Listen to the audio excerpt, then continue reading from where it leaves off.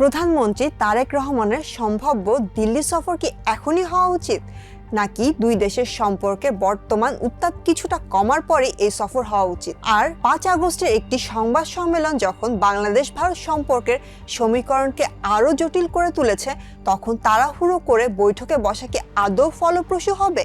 বিস্তারিত জানবো টাইমস বিশ্লেষণে। বাংলাদেশ ও ভারতের সম্পর্ক শুধু কূটনীতির বিষয় নয়, ভৌগোলিক অবস্থান, বাণিজ্য, সংস্কৃতি, পর্যটন ও চিকিৎসা সহ নানা কারণে দুই দেশ গভীরভাবে পরস্পরের সাথে যুক্ত। তাই ভারতের সাথে বাংলাদেশের প্রধানমন্ত্রীর একটি সরকারি সফরই হবে, এখন হোক, কয়েক মাস পর হোক, কিংবা 1 বছর পর। প্রশ্ন হলো, সফরটি কি আগামী কয়েকদিনের মধ্যে হওয়া উচিত? বর্তমান বাস্তবতা বলছে সম্পর্ক এখন বেশ উত্তপ্ত। বিশেষ করে গত 5 আগস্ট ভারতের মাটিতে একটি নিষিদ্ধ ঘোষিত রাজনৈতিক দল ও তার শীর্ষ নেতৃত্বে প্রকাশ্যে বক্তব্য দেওয়ার সুযোগ দেওয়ার ঘটনা দুই দেশের সম্পর্কের উপর নেতিবাচক প্রভাব ফেলেছে।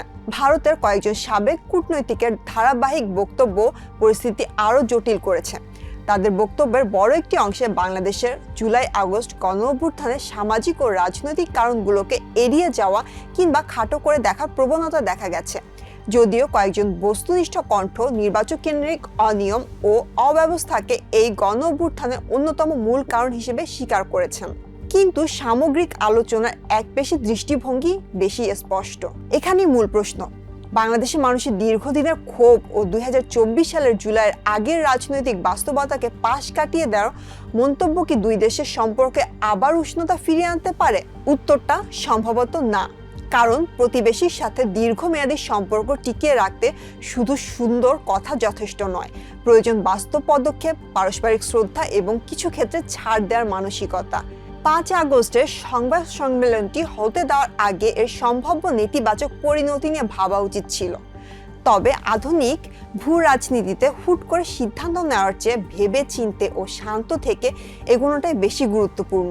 এর বড় উদাহরণ এখন ইরান ও যুক্তরাষ্ট্রের ভূ রাজনৈতিক টানাপোড়েন।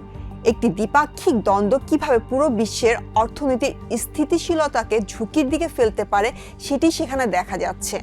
বাংলাদেশ ভারত সম্পর্কেও এখন শুধু আলোচনার টেবিলে বসা যথেষ্ট নয়, প্রয়োজন পারস্পরিক আস্থা ফিরিয়ে আনা।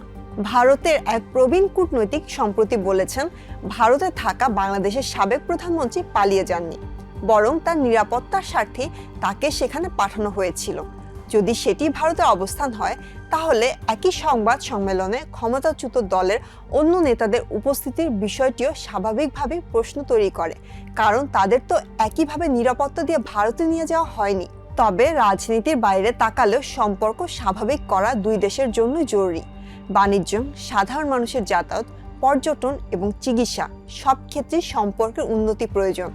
এমন পরিস্থিতিতে দুই দেশের সাধারণ মানুষেরও তাদের মত প্রকাশের সুযোগ দেওয়া যেতে পারে। কিভাবে দুই দেশের অমিলগুলো কমানো যায়, কিভাবে সম্পর্ককে আবারও স্বাভাবিক করা যায়। কারণ ভারত বাংলাদেশ সম্পর্কের মধ্যে এর আগেও কঠিন সময় এসেছে। 1985 সালে দুই দেশের সম্পর্ক এতটাই উত্তপ্ত হয়েছিল যে সীমান্ত রক্ষী বাহিনীর মধ্যে গোলাগুলির ঘটনাও ঘটেছিল।